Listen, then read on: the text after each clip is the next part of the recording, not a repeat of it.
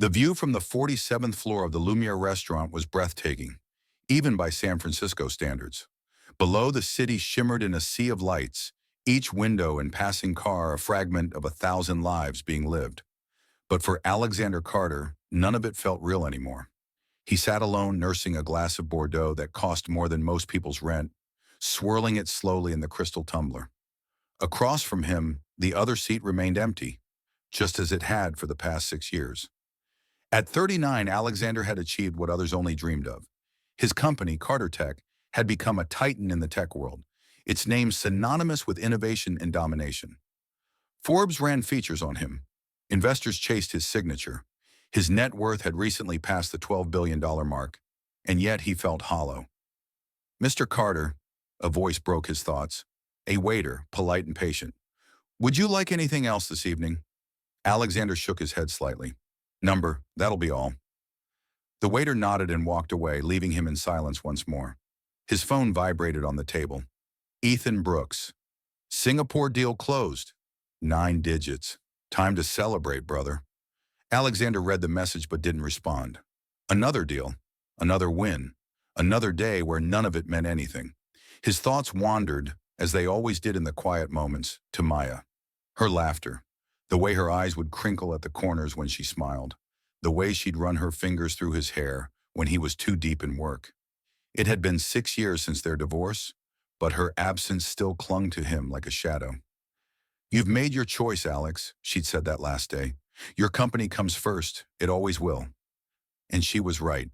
He'd watched her walk away with calm conviction, telling himself that his vision, his empire, was worth the cost. Now he wasn't so sure. Then something outside the window caught his eye. A small crowd had gathered near the curb across the street. Curiosity piqued. Alexander leaned forward. At first it was hard to make out in the dim light, but as his eyes adjusted, he saw her. Maya. She stood on the corner, bundled in an old coat, her hair tied back in a simple ponytail. Her shoulders were hunched against the evening chill, a cardboard sign clutched in her hands. But what stopped Alexander cold, what made his pulse stutter and the glass nearly slip from his grasp, were the 2 little girls standing beside her. They were identical, and they looked exactly like him. The city noise faded to a distant hum. All Alexander could hear was the rush of blood in his ears and the thundering realization clawing at his chest. The girls were maybe 5, 6 at most. They clung to Maya's sides, holding her hands, their cheeks pink from the cold. But it was their faces, the shape of their eyes, the curve of their jaw, even the furrow in their brow. It was like staring into a mirror from the past. He was on his feet before he realized he'd stood. The glass slipped from his fingers and shattered on the marble floor, but he didn't stop to apologize. He grabbed his coat and bolted toward the elevator, ignoring the concerned calls from the restaurant staff. By the time the elevator doors opened into the lobby, his heart was pounding like a war drum. He rushed out into the street, his breath forming white clouds in the air. People brushed past him, but all he could see was that image from the window, Maya and those 2 little girls. He turned the corner and scanned the crowd, panic setting in.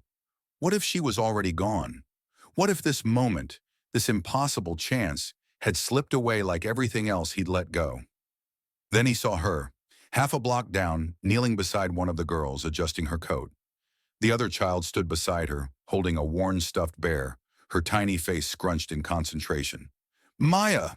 Alexander called, his voice cracking on her name. She froze, her body tensed, and slowly she turned around. Their eyes met.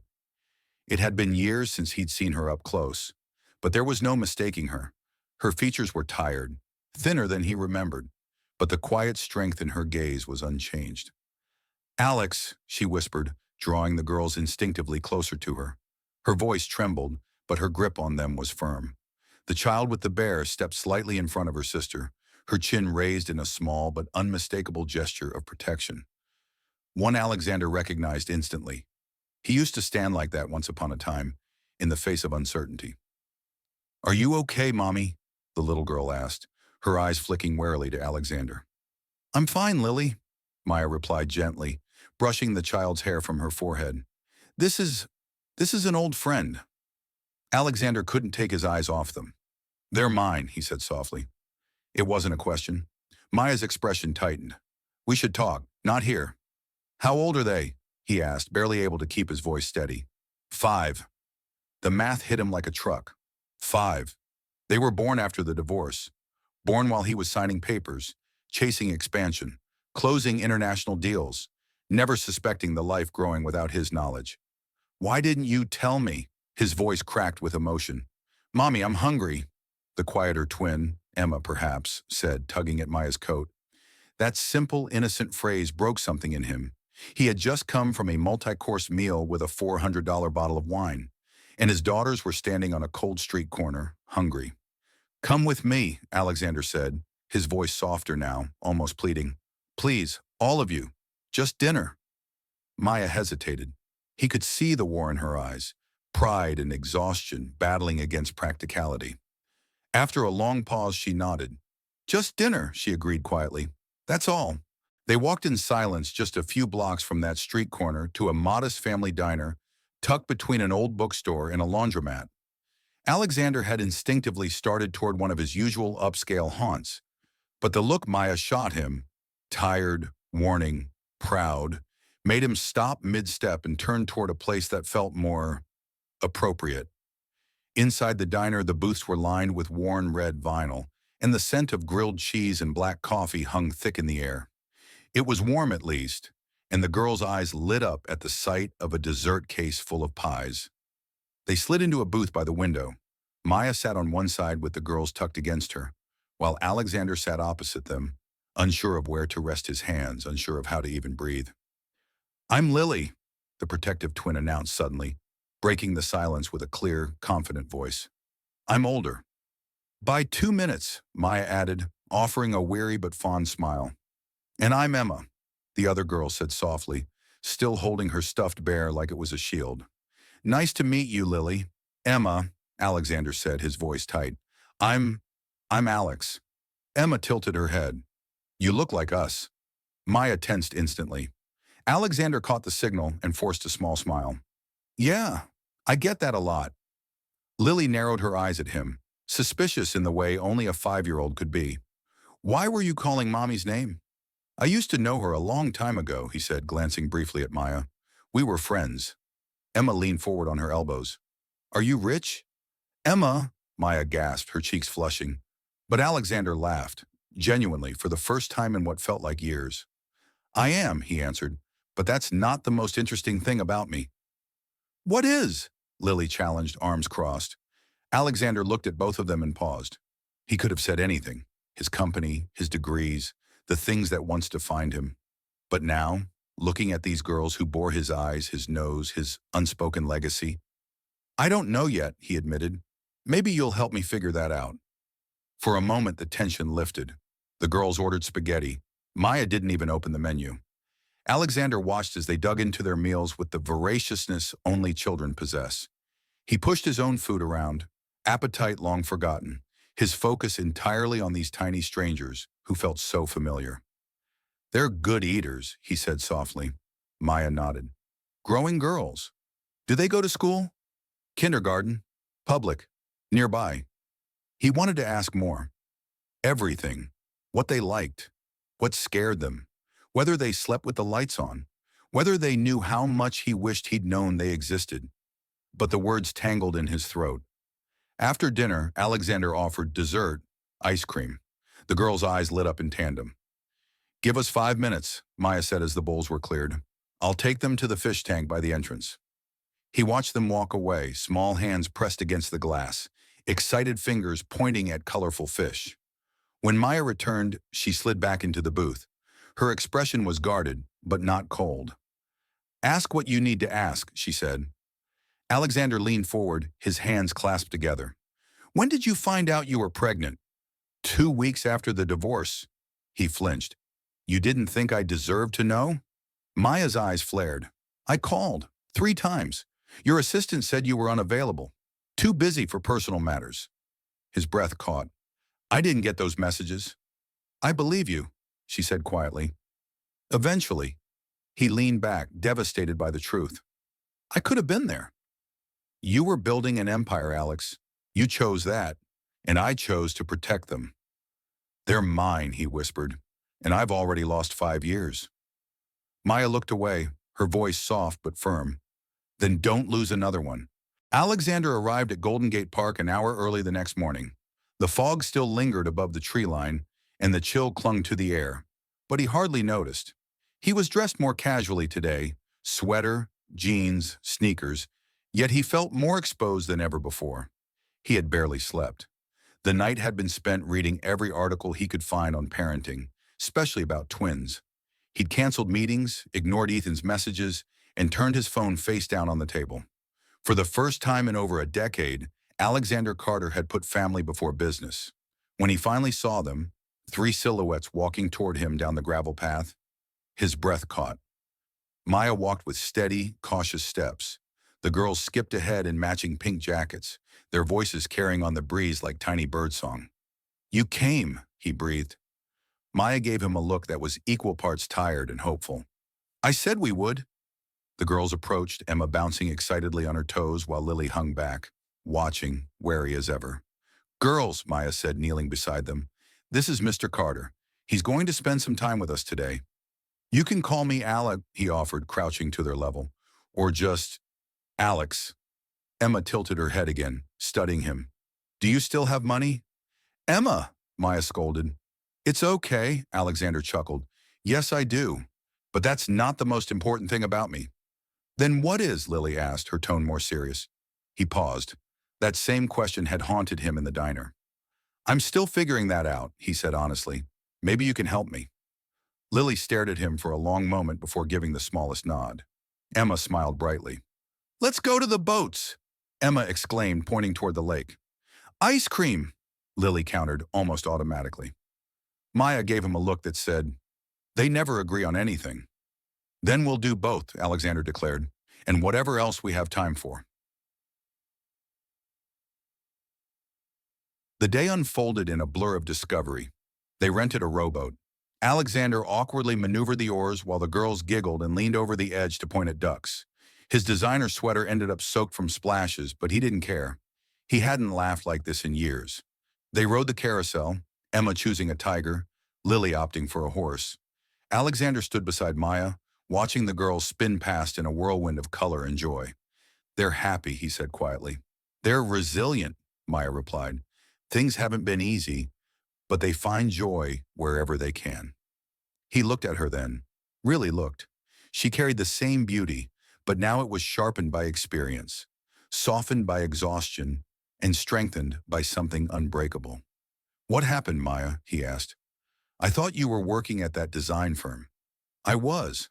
My mom helped with the girls, but after her accident 3 years ago, everything fell apart. I lost my job, then the apartment. We've been moving between shelters ever since." Alexander felt like he couldn't breathe. "You should have told me. I would have helped." She didn't answer right away. When she finally did, her voice was quiet. "I was afraid. Afraid you'd try to take them. Afraid I'd lose the only thing that kept me going." He didn't argue. He couldn't. Because a part of him, an ugly, driven part, probably would have tried. They walked in silence for a while, until Emma tugged at his hand. "Can we get ice cream now, Alex?" He smiled down at her, feeling the warmth of her tiny hand in his. "Of course." As they walked toward the vendor, Lily suddenly slipped her hand into his too. "I like your shoes," she said matter-of-factly. "They're blue," he replied, a lump forming in his throat. "Is that your favorite color?" Lily nodded solemnly. "It used to be Mommy's favorite too." He looked at Maya, who was watching the exchange with something unreadable in her eyes. Later that night, back in his penthouse, Alexander sat alone again. But this time the silence was different. It wasn't empty. It was full of questions, memories, and the soft echo of small voices calling his name. His phone buzzed. "Ethan, are you alive?" "Singapore's waiting." Alexander didn't reply.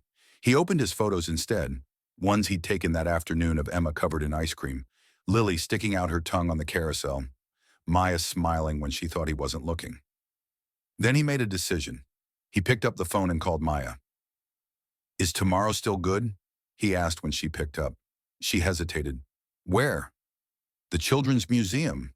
The girls might like it." Another pause, then, They've never been. They'd love that. I'll send a car, he said automatically, then caught himself. Or I can meet you there. Whatever's easier. We'll meet you there. 10 o'clock. Perfect. As he hung up, he realized something startling. For the first time in years, he was looking forward to tomorrow. The San Francisco Children's Discovery Museum buzzed with laughter, footsteps, and the high-pitched squeals of excited kids. It was the kind of chaotic energy that once would have made Alexander retreat behind a glass wall or noise-canceling headphones. Today, he barely noticed. He was too busy watching Lily and Emma race from exhibit to exhibit, their pink jackets abandoned, their eyes lit with curiosity. He followed close behind, trying his best to keep up as they tugged him between the mini weather station, a dinosaur dig site, and a jungle gym of transparent tubes. Look, Alex, Emma called, twisting a knob on a large tower filled with swirling mist. I'm making a tornado. You are, he said, genuinely impressed. Do I need to evacuate the building? Emma giggled. Maybe. He looked over and saw Maya watching nearby, arms crossed, a soft smile playing at the corners of her mouth. There was something in her eyes today, less guarded, almost peaceful. It stirred something deep in his chest, something warm and unfamiliar. They've never had anyone who got this involved, she said as she stepped beside him. Their teachers try, but there are so many kids, and we don't have family. They should have had me, Alexander murmured. Yes, Maya said simply. No accusation, just truth. Lily appeared at his side, tugging on his sleeve. The robot lab's opening. Can we go? Lead the way. As they walked through the winding hallways of exhibits, Alexander found himself absorbing every little detail about the girls. Lily, methodical and observant, read every sign before touching a display. Emma was the wild one, imaginative, bold, more interested in pushing buttons than reading instructions. They were mirrors of each other, and of him. You make the same face, Lily said suddenly, studying him as they built a simple lever. What face? When you're thinking hard. Mommy says I look like a little old man when I do it. Alexander laughed. My dad used to say the same thing about me. Did you have a dad? I did. He passed away when I was in college. Was he nice? He paused. Thomas Carter had been brilliant but distant, demanding. He taught Alexander how to win but never how to feel, how to conquer but not how to be vulnerable. He taught me a lot, Alexander said carefully, but I think I'd like to be a different kind of dad. Emma darted back over, face flushed with excitement. There's a space lab upstairs. Can we go to space?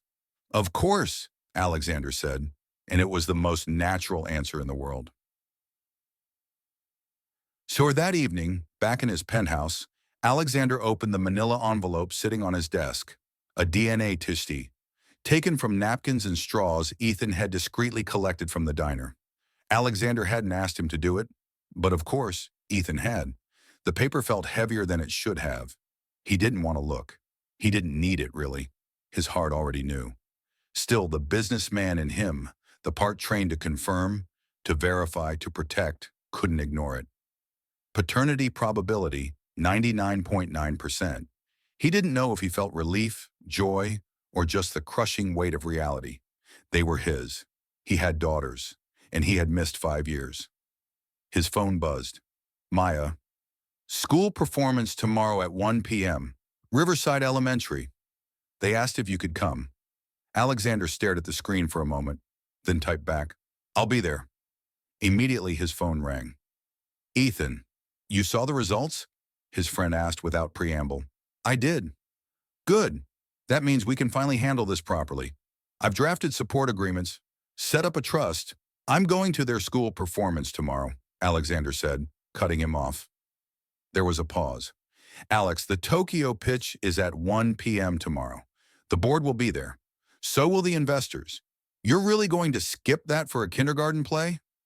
Alexander looked at the city through the glass, but all he could see were 2 little girls twirling in spacesuits at the museum. Yes, he said quietly. I am. Alex, they've spent 5 years without me. They don't have to spend one more day wondering if I'll show up. And with that, he ended the call. Riverside Elementary wasn't the kind of school Alexander Carter had ever pictured his children attending. The paint was chipped, The chairs were plastic, the stage curtain was wrinkled, and the lighting flickered when the fan turned on. But when he stepped into the packed, multi-purpose room, flanked by bulletin boards covered in stick figure drawings and construction paper stars, he felt something stir in his chest. It was alive here. Imperfect, noisy, real. He scanned the rows until he saw Maya sitting in the third row, saving him a seat. "You came," she said, surprise softening her expression. "I promised," Alexander replied, taking the empty seat beside her. The makeshift stage was decorated with cardboard trees and paper leaves. The program in his hand read, "The Giving Tree, Kindergarten Adaptation." He smiled despite himself. He remembered that book. It had made him cry as a child, though he'd never admitted it. The performance began, and class after class took the stage, some forgetting lines, some waving to their parents mid-scene, some simply standing still like deer caught in headlights. And then finally it was Lily and Emma's turn. Emma, animated and expressive, played the tree in its youth, bounding, dancing, offering imaginary apples with delight. Lily, solemn and careful, was the adult version, still wise and heartbreakingly generous. As they spoke their lines about giving and giving and giving, Alexander felt something ache deep in his chest. The audience laughed and clapped. A few parents wiped tears away discreetly. He didn't bother to hide his. When the play ended, the entire auditorium erupted into applause. Alexander stood to his feet, clapping harder than anyone. His heart felt like it might burst from pride and sorrow all at once. "They were wonderful," he whispered to Maya, his voice thick. "They practiced all week," she said, her own eyes glistening. After the show, the twins ran over to them, still in their costumes, faces flushed and beaming. "Did you see us?" Emma asked, bouncing. "You were the happy tree," Alexander grinned. "And I was the grown-up tree," Lily added, her tone more serious, though she looked up at him hopefully. "You were both amazing," he said, kneeling so he could look them in the eyes. "I wouldn't have missed it for anything." Emma threw her arms around his neck without hesitation. "Can we call you Daddy now?" He blinked, startled, then smiled. "I'd like that very much." Lily didn't speak right away, but when Emma let go, she reached out and squeezed his hand. A quiet gesture, but meaningful.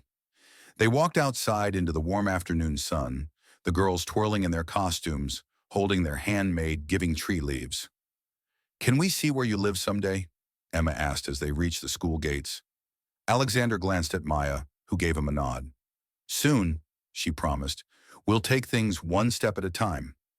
The girls ran ahead, chasing each other toward a patch of grass. Alexander turned to Maya, his voice quieter now. "I need to talk to you. Alone." Her eyes narrowed slightly, sensing a shift. "What's wrong?" He pulled out his phone and showed her the PDF Ethan had sent. Court documents requesting full custody and substantial child support. Filed under her name. Her face went pale. "Where did you get this?" "Ethan's been monitoring filings. He sent it this morning." Maya scanned the documents quickly. This isn't my address," she said, pointing to the top. "That's the apartment I left 2 years ago. And this," she tapped her own signature. "That's not even how I sign my name." Alexander stared at her. "It's not real," she whispered. "I swear, I would never do that. Not after everything." He looked at her long and hard, searching her face for any trace of a lie. He saw none. "Then Ethan did it," he said slowly. "He forged the documents." "Why would he?" "Because he thinks you're a threat," Alexander answered bitterly. "To the company, to the life we built." Maya looked over at the girls now tumbling in the grass.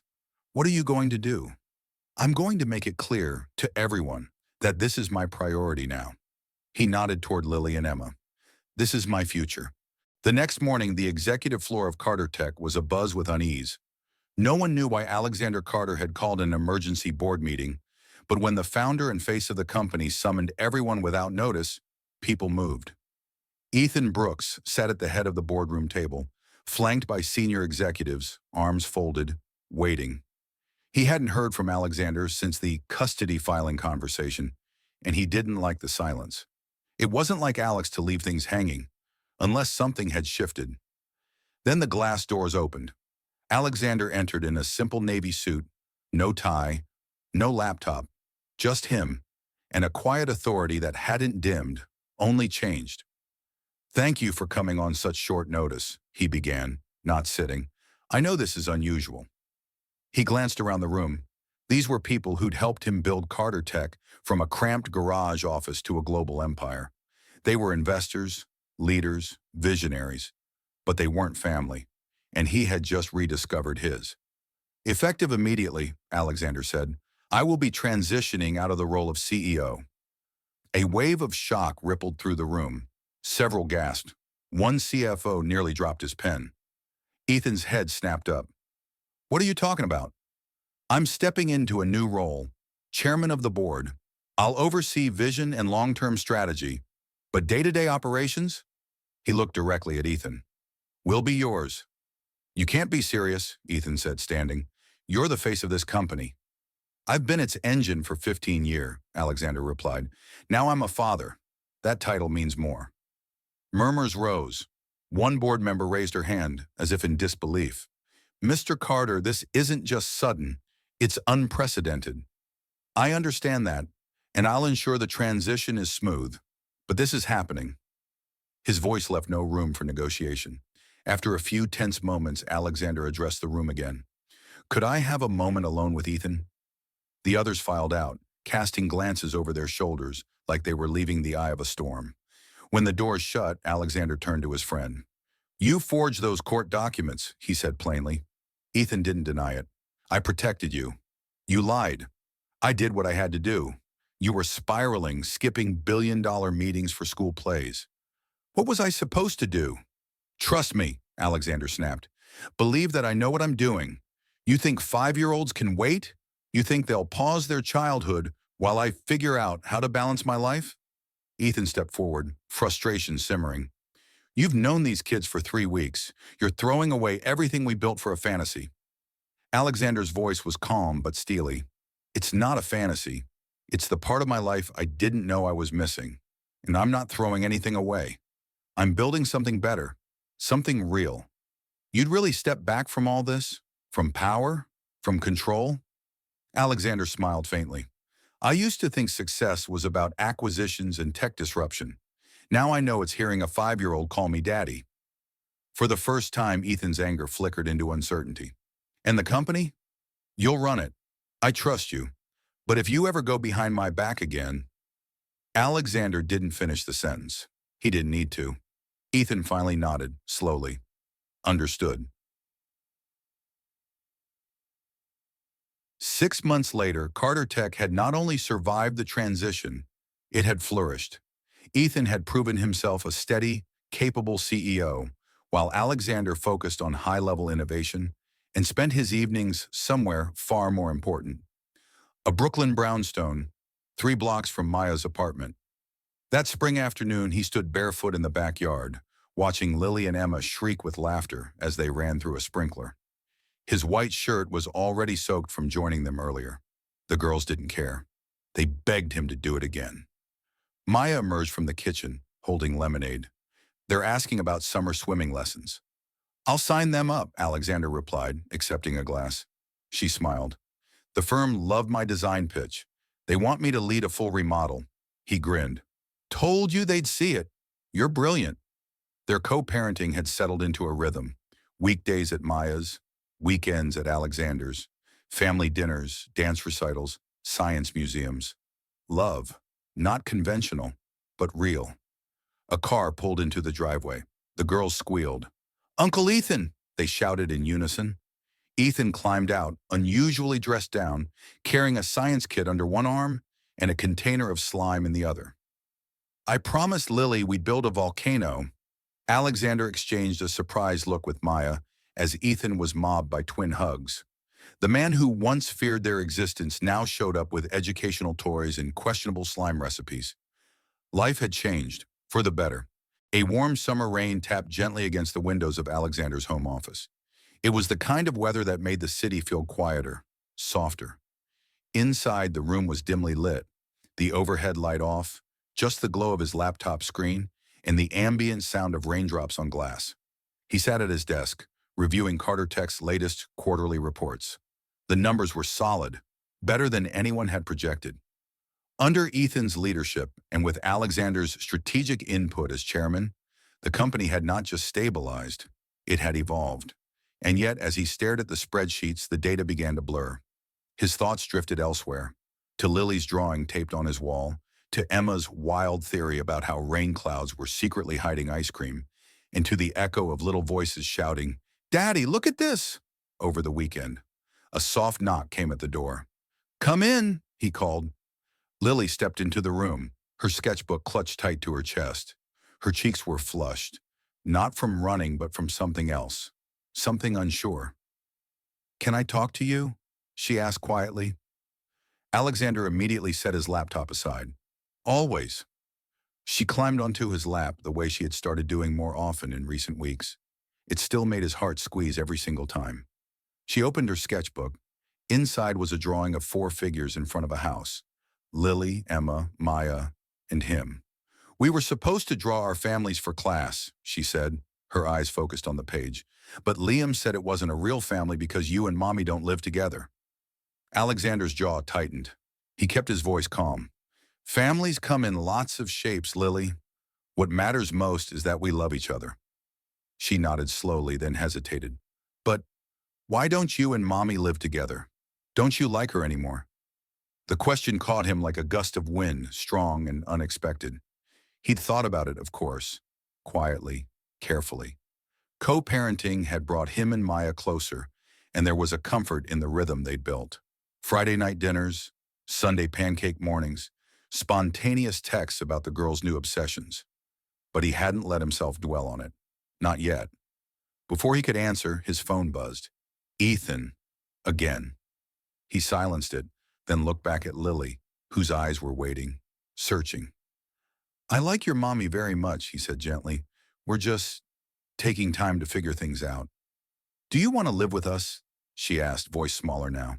He swallowed the sudden lump in his throat. "More than anything." She leaned into him, pressing her head against his chest. "Okay." Moments later, she was gone, the door clicking softly behind her. Alexander sat still, heart pounding, not from spreadsheets or boardroom battles, but from the weight of a truth he hadn't dared speak aloud until now. He wanted more. Not just visits, not just weekends. He wanted to come home to his daughters every night, to Maya's laughter, to a life that wasn't just balanced, but whole. The next morning, the storm had passed. Birds chirped on the windowsill, and sunlight streamed through half-open blinds. But peace didn't last long. His phone rang. "Ethan again." This time, Alexander answered. "What's going on?" "We've got a problem," Ethan said bluntly. "A competitor's attempting a hostile takeover of our European division." Alexander straightened. "How bad?" "Bad enough that you'll need to be in London by Thursday. It's a minimum 3-week engagement. Relationship building, emergency summits, probably press." Alexander exhaled slowly. He already knew what this meant. He'd miss Emma's dance recital, Lily's science fair. More than that, he'd miss time, and he was done missing time. "I'll call you back," he said. He stood, walked into the kitchen where Maya was sipping coffee, scrolling through her phone while the girls giggled in the other room. "We need to talk," he said. Maya looked up, brows raising. "I think it's time I stop pretending I'm okay with this being temporary," he said softly. "I want to be with you. I want to be with them, not half the time, not when my calendar allows it, every day." Maya stared at him, her coffee forgotten, her eyes full. "Alex, I know we were careful, but maybe it's time we let the girls see what forever really looks like." Maya said nothing for a long moment. Then she smiled, a real one, warm, steady, and she whispered, "Okay." By Wednesday evening, Alexander Carter stood in the hallway of his Brooklyn brownstone, suitcase by the door, coat in hand. The flight to London was at 10:45 p.m. First class, private car, everything arranged to perfection, except for the one thing that mattered. Lily and Emma sat curled on the couch, watching a documentary about volcanoes for school. Maya stood in the kitchen, arms crossed, watching him watch them. "You don't have to go," she said gently. "I know," Alexander replied, "but if I don't, We risk losing the entire European division. You used to love that kind of pressure. He gave a half smile. I used to think that pressure meant purpose. Maya walked over and reached for his hand. I get it, Alex. But don't lose yourself trying to save something you've already evolved beyond. I just need to finish this. One last flight, he said. And then, I'm done choosing the company over the life I want. He turned to Maya fully now. While I'm gone, think about something. What? If we're ready for forever. All of us. She didn't answer right away, but she didn't pull her hand back either. Instead, she nodded. I already have. London was a whirlwind. Boardroom after boardroom, crisis meetings, private dinners with stiff competitors, a media appearance that nearly made him miss a virtual bedtime call with Lily. But Alexander was different now. He no longer stayed late for social optics. He cut the fat from negotiations and walked out of a cocktail hour early just to FaceTime Emma, who wanted to show him her latest slime experiment. On the flight back, 3 weeks later, he didn't think about Carter Tech's rising stock price or the successful acquisition he had just saved. He thought about Lily's joke about frogs being secret spies and Emma asking if astronauts could take stuffed animals to space. And he thought about Maya's smile when she whispered, I already have. Back in Brooklyn, the brownstone was lit up. Laughter drifted through the windows. Alexander walked in, dropped his bag, and immediately heard the stampede of tiny feet. Daddy, Emma shouted, launching into his arms. You smell like airplane, Lily noted, hugging him around the waist. I brought gifts, he said, setting down a paper bag filled with trinkets from the London Science Museum and a box of handmade chocolates for Maya. She emerged from the hallway, hair tied in a messy bun, cozy sweatshirt on. Beautiful. You survived, she teased. Barely. They shared a quiet smile, and then he asked, Can we talk? Just us. Maya nodded. The girls ran off to unwrap their museum treasures. They sat on the back porch. The garden was in bloom. Maya's doing. She'd turned what was once a neglected patch of grass into something alive and tender, just like she had with everything around her. I meant what I said before I left, Alexander began. I want forever. Maya watched him, unreadable. He reached into his coat pocket and pulled out a small box. It wasn't flashy, no diamonds, just a gold band engraved inside with one word. Home. I'm not asking you to marry me tonight, he said. I'm asking if you believe in what we've built, enough to keep building it. Maya's eyes glistened, but her voice was clear. Yes. He let out a breath he hadn't realized he was holding. Yes, Alex, to all of it. She leaned in and kissed him, soft and certain. Inside, behind the glass, Lily and Emma watched. When Maya and Alexander pulled apart, the girls ran out, barefoot, giggling. Does this mean we're a real family now? Emma asked. Alexander knelt down, pulling them both close. We've always been one, he said. We just finally caught up to it. It was the first Saturday of summer, and the Carter Thompson backyard was buzzing with life. Balloons fluttered in the breeze, a table overflowed with snacks and lemonade, and 2 handmade birthday banners stretched across the wooden fence. Lily and Emma were turning 6. Their matching dresses were a different color this year. Lily had picked lavender, Emma insisted on tangerine, but their bond was as tightly knit as ever. They zipped between guests, showing off their science-themed cake, dragging friends to the DIY volcano table, and proudly introducing everyone to our daddy. Alexander, now officially working only 3 days a week as chairman of Carter Tech, wore jeans and a t-shirt that read, Best Dad in the Galaxy, a Father's Day gift from the girls. He stood near the grill, flipping burgers as Ethan set off baking soda-powered rockets with a group of overexcited 6-year-olds. Maya stepped out of the house with a tray of cupcakes, her laugh trailing behind her as she chatted with another parent from school. She was radiant, confident. Her design firm had just landed a multi-million-dollar contract, and yet her eyes still sparkled the most when they watched Lily and Emma dance around the yard in paper lab coats. Alexander caught her eye, and they exchanged a look, unspoken, but filled with the kind of peace neither of them had believed they'd find again.